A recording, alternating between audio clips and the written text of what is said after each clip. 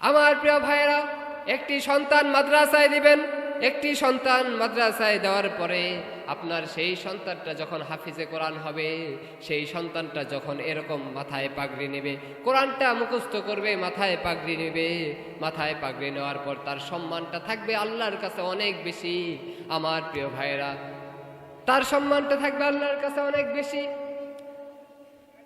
আমাদের সন্তানগুলোর হৃদয়ে কোরআন ঢুকানো দরকার আছে কিনা? এই কথা বলতে হবে, দরকার আছে কিনা? আমাদের সন্তানের হৃদয়ে কোরআন দিতে হবে। আমাদের সন্তানের হৃদয়ে যদি আল্লাহর কোরআন না থাকে, এই সন্তানটা পথভ্রষ্ট হয়ে যাবে। এই সন্তানটা আল্লাহর রাসূলের শান ও মানের বিরুদ্ধে কথা বলবে। এই সন্তানটা আল্লাহর নবীর শান ও মানের বিরুদ্ধে কথা বলবে। এই সন্তানটা এক সময় কাদিয়ানির মতো নিজেকে নবী দাবি করবে, ঠিক কিনা বলেন? আমার প্রিয় ভাইয়েরা, নবীর পরে নবী নাই, সংসদে আইন চাই, ঠিক কিনা বলেন? আমাদের নবী একজন, সে হলো মুহাম্মাদুর রাসূলুল্লাহ সাল্লাল্লাহু আলাইহি ওয়াসাল্লাম, ঠিক কিনা বলেন? আমার প্রিয় ভাইয়েরা, যা বলতেছিলাম, আল্লাহর নবী, বিশ্ব নবী মুহাম্মাদুর রাসূলুল্লাহ সাল্লাল্লাহু আলাইহি ওয়াসাল্লাম তাইফের ময়দানে কোরআনের দাওয়াত দেওয়ার জন্য চলে গিয়েছিল। তাইফের লোকেরা আমার নবীর দাওয়াত গ্রহণ করে নাই। তাইফের লোকেরা আমার নবীকে পাথর নিক্ষেপ করেছে।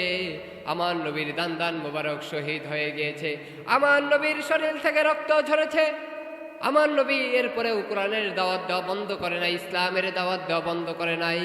আমার প্রিয় ভাইয়েরা, আল্লাহর জমিনে আল্লাহর কোরআনের আইন প্রতিষ্ঠার জন্য যদি আমাদেরকে রক্ত দিতে হয়, আমরা রক্ত দেব। আল্লাহর জমিনে আল্লাহর কোরআনের আইন প্রতিষ্ঠার জন্য যদি আমাদের জীবন দিতে হয়, আমরা জীবন দেব।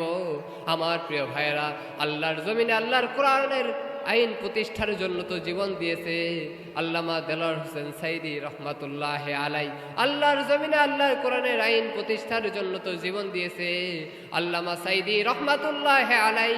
আমার প্রিয় ভাইয়েরা, সাহাবাই কেরামের জীবনে যদি আমরা দেখতে চাই, ইমাম আবু হানিফা রহমাতুল্লাহ আলাই, ইমাম আবু হানিফা রহমাতুল্লাহ আলাই, ওনাকে বলা হয়েছে, তোমাকে রাষ্ট্রীয় ক্ষমতা দিব, তোমাকে রাষ্ট্রীয় ক্ষমতা দিব, আসো তুমি আমাদের দলে আসো, তোমাকে রাষ্ট্রীয় ক্ষমতা দিব। কিন্তু ইমাম আবু হানিফা রহমাতুল্লাহ আলাই বলেছে, আমার রাষ্ট্রীয় ক্ষমতার প্রয়োজন নাই, আমার এই বড় চেয়ারের প্রয়োজন নাই। আল্লাহর জমিনে আল্লাহর দ্বীন কায়েমের জন্য, আল্লাহর জমিনে আল্লাহর দ্বীনের জন্য, ইসলামের জন্য আমি হক কথা বলেই যাব। প্রয়োজনে যদি আমাকে ফাঁসির মঞ্চে নেওয়া হয়, তাও আমি কোরআনের হক কথাগুলো বলবো। আমার প্রিয় ভাইয়েরা, ইমাম আবু হানিফা রহমাতুল্লাহ আলাইকে জালিমগুলো তার বন্দিশালায় বন্দি করে ফেললো, জালিমের বন্দিশালায়। আর ইমাম আবু হানিফা রহমাতুল্লাহ আলাইকে বন্দি করে ফেললো। ইমাম আবু হানিফা রহমাতুল্লাহ আলাই জালিমের বন্দিশালায় বন্দি হয়ে গেল। ইমাম আবু হানিফা রহমাতুল্লাহ আলাই জালিমের বন্দিশালায় বন্দি হয়ে গেল। বন্দি হয়ে যাওয়ার পরে ইমাম আবু হানিফা রহমাতুল্লাহ আলাইকে জালিমগুলো খাবারের ভিতরে বিষ মিশানো খাবারগুলো ইমাম আবু হানিফা রহমাতুল্লাহ আলাইকে দিলেন। ইমাম আবু হানিফা রহমাতুল্লাহ আলাই বিষ মিশানো খাবারগুলো খেলেন। বিষ মিশানো খাবারগুলো খেয়ে ইমাম আবু হানিফা রহমাতুল্লাহ আলাই দুনিয়া ছেড়ে বিদায় হয়ে গেল।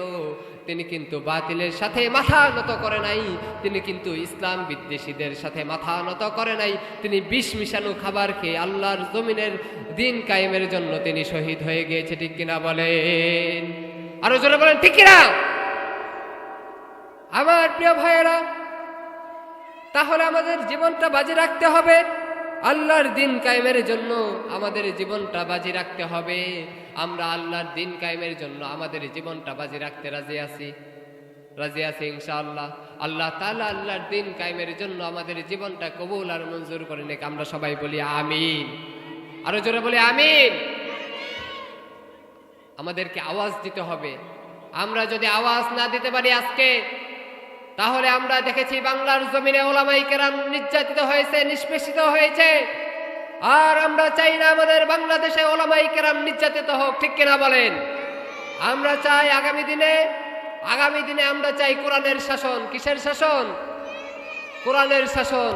আগামী দিনে আল্লাহর কোরআন দিয়ে যদি আমাদের রান্না ঘর থেকে নিয়ে সংসদ পর্যন্ত আল্লাহর কোরআন দিয়ে চলে, তাহলে এদেশে দুর্নীতিবাজ থাকবে না, এদেশে চাঁদাবাজ থাকবে না, এদেশে একজন ভাইকে পাথর দিয়ে শেষে পাথর নিক্ষেপ করে একজন ভাইয়ের মৃত্যুবরণ হবে না, ঠিক কিনা বলে? আমার প্রিয় ভাইরা, মরলে শহীদ আর বাঁচিলে গাজী, মরলে শহীদ আর বাঁচিলে গাজী। আমাদেরকে শহীদের মর্যাদা, শহীদের তামান্না আমাদের হৃদয়ে রাখতে হবে। আমরা যদি আল্লাহর জমিনে আল্লাহর দিন কায়েমের জন্য শহীদ হতে পারি, এর মতো ভাগ্যবান, এর মতো ভাগ্য আর কারো হতে পারে না। কথা বলেন ঠিক কিনা? আমার প্রিয় ভাইয়েরা, আল্লাহর দিন কায়েমের জন্য, আল্লাহর দিন যেন আল্লাহর জমিনে প্রতিষ্ঠিত হয়, প্রয়োজনে আগামী দিনে আমরা আমাদের নিজেদের যেই ব্যক্তিগত ভোটটা আছে, আমাদের ভোটটা, আমরা এই ভোট আমানতটা, আমাদের কিন্তু এই ভোটটা হলো আমানত। আমাদের আমানতটা আমরা রক্ষা করব, আমাদের আমানতটা আমরা ভালো লোকের হাতে দেওয়ার চেষ্টা করব।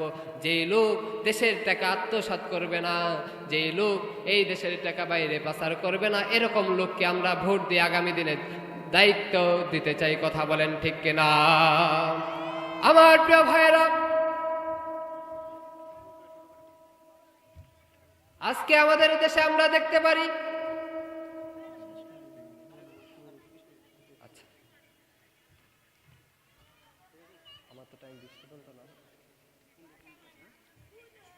আমার প্রিয় ভাইয়েরা, যা বলতেছিলাম, ইমাম আবু হানিফা রহমাতুল্লাহ আলাই কিন্তু ইসলামের জন্য শহীদ হয়েছে।